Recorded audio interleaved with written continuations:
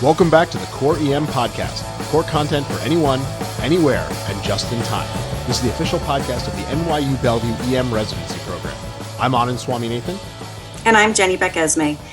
Getting excited to go to Cord, Swami? Oh yeah, I always look forward to Cord every year. We're going down to Nashville, another one of my favorite cities, and it's always a great time because it's a bunch of people who are interested in education, sort of sharing ideas, and you come away with all of these different things that you want to do in your shop to make your education better. Yeah, I'm really excited. I'm going for the first time this year. Awesome. Being that I'm a resident, I'm just starting to get into some of the education stuff as I move up, and I'm really looking forward to it. It's going to be excellent. And you are going on the dime of the All New York City Committee, is that right? I am going on the dime of the All New York City Committee. Always nice. So we have a couple of fellows. Jenny is one of them, so we pay their way to go down. I had nothing to do with the decision. I voted against her, actually. Of course you did. In spite of that, you still got it. You jerk. Yeah, it's true. But this is going to be super fun. It'll be a really good time. It's always nice to have some residents down that are interested in education. I think in the past it was very attending or junior attending focused, and now there's starting to be a little bit of a resident presence. So I think it'll be a lot of fun. Yeah, I think it's going to be cool. Excellent. So what are we going to talk about today for the podcast? So this week we had a lecture from one of our second-year residents, Ryland Pace, and he gave a great talk on ovarian torsion and tubo-ovarian abscess. Since female pelvic pain is, as we know, a very common emergency medicine chief complaint, and these are two of the really scary diagnoses on that differential, I thought we'd talk about this. Sounds great. Let's go ahead and start with torsion. So ovarian torsion occurs when the ovary rotates or twists on the infundibulopelvic and the utero-ovarian ligaments. I'm glad that you gave me that one to say. Awesome. I've been practicing all week. In the vast majority of torsion cases, this occurs in the setting of an enlarged ovary. The ovary could be enlarged due to a cyst or a mass or multiple follicles, as in the case of patients undergoing in vitro fertilization. Now, for whatever reason, the ovary is enlarged, and that makes it a much greater risk to torse. Right. So we commonly think about ovarian torsion in menstrual age women, but we have to remember that really all female patients are ultimately at risk for this disorder. So torsion, I was shocked to hear this, has been seen as young as in utero. Wow, that's incredible. Yeah, on babies inside mommies, and this is usually due to cysts. It can be seen in premenstrual girls, and this is usually because their utero-ovarian ligaments, I said that well, are longer than in adult women. So even if they have totally normal-looking ovaries, they are more at risk for torsion because of this longer ligaments. And it can even happen in your elderly patients. So just always kind of keep this in the back of your mind. Yeah, that's a great point to always think about this regardless of the age group. I still remember a case I had when I was a third-year resident of an 8-year-old girl who came in with right lower quadrant pain, and we were all fixated on the diagnosis of appendicitis. Now, we got an ultrasound and that revealed a torsed ovary, and I vividly remember the EM attending and the GYN consult looking at the reading from the radiologist, and they were just incredulous for about 10 minutes because none of them had seen a patient that young with a torsion. So it really can happen that young. Sometimes I think in those patients you're going to back into the diagnosis. That's the youngest I've ever seen, and because of that, I always do keep it in the back of my mind with pediatric abdominal pain. Okay, Swami, so how do these patients present? So the most classic presenting complaint is going to be pelvic pain, and that's seen in about 90% of cases.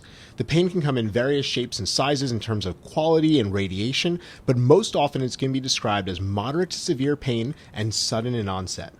And somewhere between 40 and 70% of women will also present with nausea and vomiting. I think this is something really important to keep in your mind as well, especially when you're looking at those women with the right lower quadrant or right pelvic pain. The presence of nausea doesn't mean that this is necessarily an API. This could still very easily be a torsion. Yeah, that's especially important to consider given that the right ovary is the one that likes to torse a little bit more than the left side. Ah, how frustrating. Yeah, it's so frustrating. It's like the appendix isn't enough. We also have to worry about the ovary on that side. The reason this happens is because the right utero-ovarian ligament is longer than the left, and that allows torsion to occur more easily. Now, on top of that, the presence of the sigmoid colon on the left may actually prevent torsion on that side. So right lower quadrant pain is going to just remain a mystery. How do we figure this out? Yeah, exactly. So usually we're going to begin with a pelvic exam. And on that exam, you may be able to identify an adnexal mass or adnexal tenderness that's going to point you towards a GYN diagnosis. Now, that said, EM docs as well as gynecologists have been found in literature in the past to be pretty poor as in terms of inter-examiner reliability at identifying a mass or tenderness on pelvic exam. In fact, there are some studies looking at patients with diagnosed ovarian torsion in the operating room, induced, and the pelvic exams were still equivocal. Regardless, it should still be done as it may help to guide you and help you with your workup and imaging choices. But finding what you think is a normal pelvic exam shouldn't totally reassure you. The most helpful aspect of the workup for torsion is ultimately the imaging. Ultrasound is usually the imaging of choice and has a specificity ranging from 93 to 100%. The most common finding is unilateral ovarian enlargement, usually greater than 4 centimeters. In torsion, the ovary typically appears hypoechoic, secondary to edema from obstructed lymphatic or venous flow. Frequently, this congestion pushes all the follicles to the periphery of the ovary, creating this string of pearls effect. A Doppler can be added to the ultrasound, and findings are dependent on the degree of vascular compromise to the artery. Lack of arterial flow has a positive predictive value of 94%, but represents a pretty late finding of what may be a non-viable ovary. So this finding is not required to make the diagnosis of torsion. Ovarian torsion may also be diagnosed on CT or MRI, although ultrasound should be the primary imaging modality if torsion is your leading diagnosis. Swami, if you had a patient that looked clinically to have a torsion but had totally normal ovaries on your ultrasound, what would you do? Yeah, this really hones in on the point that torsion is a clinical diagnosis. If the patient has severe pain consistent with torsion and a negative ultrasound, you still suspect torsion just like with testicular torsion. Get a consult on these patients, and if you're in a training institution, I think you should push for an experienced gynecologist to see the patient and not just a resident who's only read about the disorder. When in doubt, keep the patient for observation, repeat examinations, and repeat consultation as needed. Those are words of wisdom, I think, in a lot of emergency medicine. Repeat exams, repeat evaluations. You never know when you might find something. Absolutely. Okay, so let's move on to talking about tubo-ovarian abscesses, or TOA. A TOA is an inflammatory mass involving the fallopian tube, ovary, and occasionally other adjacent pelvic organs such as the bowel or the bladder. They're most commonly found in reproductive age women and usually result from infections of the upper genital tract. TOA often coexists with pelvic inflammatory disease, but it should be noted that this is not always the case. A TOA could also arise from uncontrolled disease processes of the bowel, appendix, or occasionally even from hematogenous spread. The risk factors you're looking for development of TOA are things like multiple sexual partners, young age, somewhere in the 15 to 25 range is where they're more typical to be found, and a history of PID. There used to be a thought that IUDs increase the risk of TOA, but this doesn't seem to be borne out in more current studies. The diagnosis of TOA is essentially a two-step process.